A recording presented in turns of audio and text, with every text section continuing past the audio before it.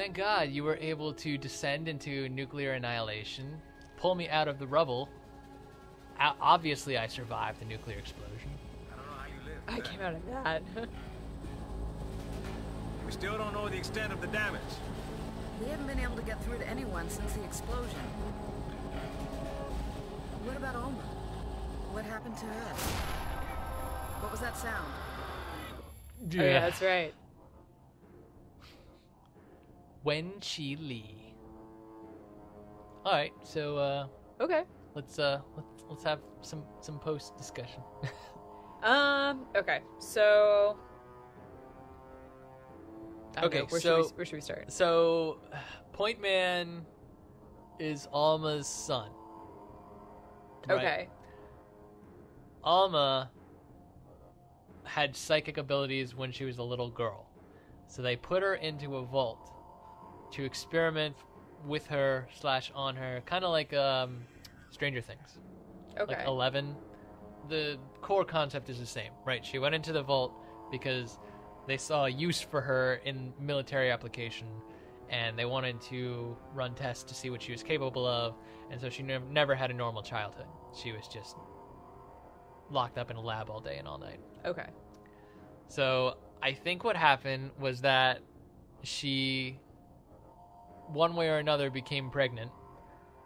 Probably virgin birth. Like, okay. Just had like a psychic baby, basically. And it turned out to be twins. And it was Fettel and Point Man. Oh, okay. And All that right, was so like we are... when she was fairly young, but obviously not 8 years old. And then he said that she died, what, like a day, 15 hours after giving birth or something like that? I thought it was after they pulled the plug. They said 8 days after pulling the plug. Oh, yeah, okay. So they pulled the plug. Okay, so what he was doing in the lab, in the vault, was trying to shut down. She left like a psychic imprint. Okay. Of hatred and anger because she was feeding on negative emotion. So she had given birth to these two kids, and they were running around on the property as real people, like corporeal form people. Yeah. And she was trying to like connect with her kids and get out of their lock and key. And Harlan was like, uh-oh, I see problems if this psychic imprint of this girl who's dead gets out and starts wreaking havoc on the world, so I gotta kill her.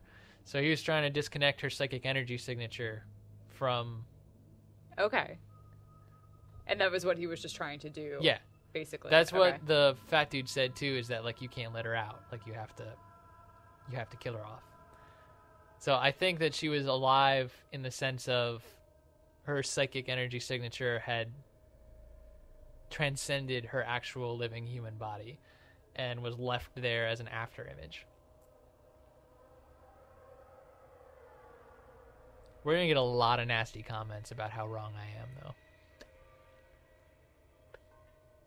I may be one of them, because I'm totally gonna go home and wiki this. You would come down against your own people. Traitor! At least it will be us correcting ourselves instead of somebody else. Is this because I did mission select and you're still mad about the boosters? I'm still so mad about the boosters. We have so much time invested in this game. I mean, okay, so my thoughts on this are, it was a very good game, and I really enjoyed it.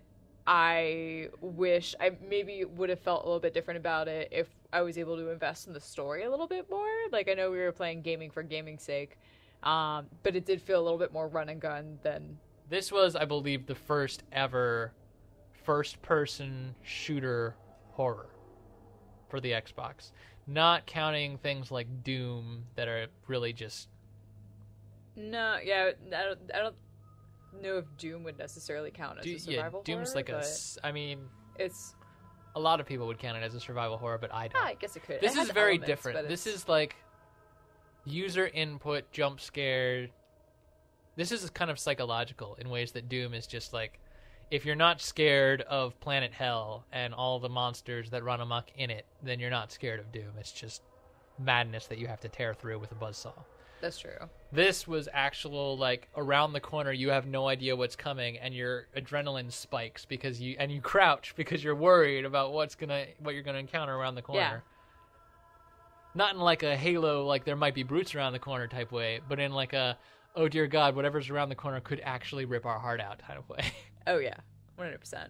And like, I'm really excited to play the next one because I know that, like, I'm sure there's two sides of the market, and this one really appeals to the side that, like, as you mentioned, really enjoys like that kind of run and gun kind of style of gameplay. But this next one, I think we're gonna really like, and it's gonna be a little bit more down our alley in terms of like scares and atmosphere. And oh yeah, F.E.A.R 2 is one of my favorite it's games of all probably time. going to be exactly what we want this game to be.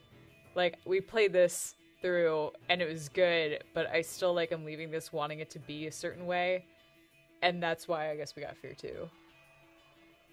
Well, that and the story's not over. Yeah, I mean, so F.E.A.R 1, you spend the entire game trying to prevent something from happening, clearly. Yeah. And it happens. And F.E.A.R 2 is about dealing with the fact that it happens. So as opposed to being preventive, you're actually being reactive in the second game. I see.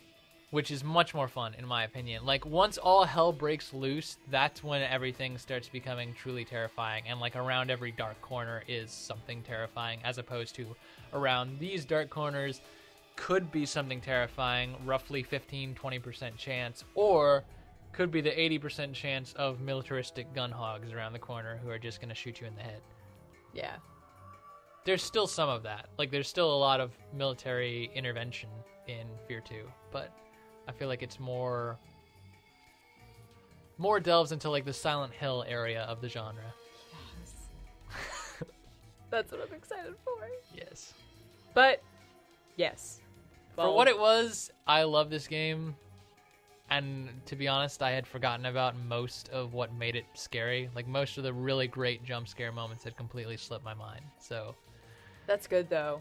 yeah, I think it has... We've gone enough time between your playthrough the first time and this one now. It has a fair degree of playability. And it's... I mean, slow-mo makes it fun. The fact that you can turn slow-mo on and off, just... Yeah, it is... that's a huge thing, too. It is unique and it is fun. It is very cinematic, being able to use it. So yeah, that's wow. F.E.A.R 1. It took us a lot longer than it probably should have because we're not that great at video games, but we did play through the whole thing. We did do it. And there's something in that. Yeah. That is worth something. We are nothing if not perseverant. So next up is F.E.A.R 2. Thank you everyone for tuning in. We've had a wonderful time. Yes. Or at least thanks, a tolerable time. And we hope you have too. Yes. Until next time. The VP of Media Productions is Jim Carrey. Stop reading QA names! analysis, Robert Diaz, Doug Barry, Thomas Board.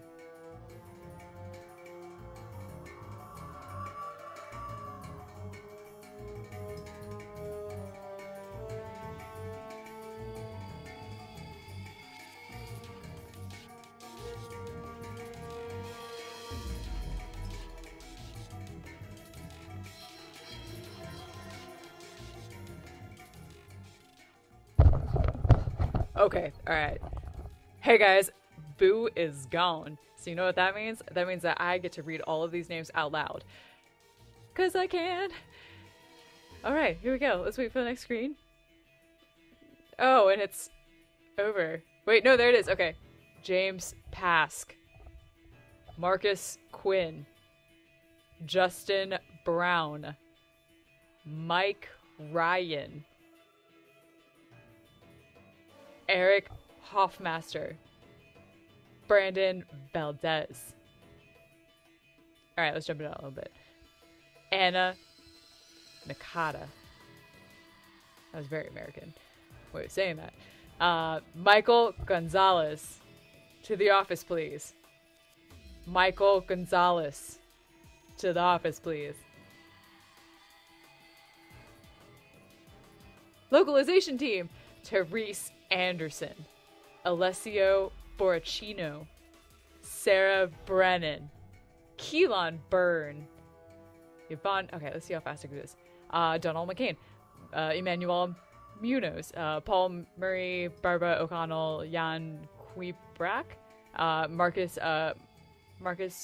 Rafflenbuhl, that. And nobody was harmed in the making of this production.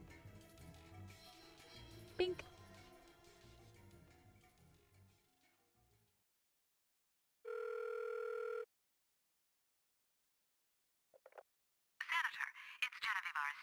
I just wanted to assure you that the origin situation has been resolved. So much for discretion. It was unavoidable. There is some good news, however. The first prototype was a complete success. You missed it! What? You missed it! What did I miss? Oh, there was secrets. There was a secret. Why are you still recording? Oh man.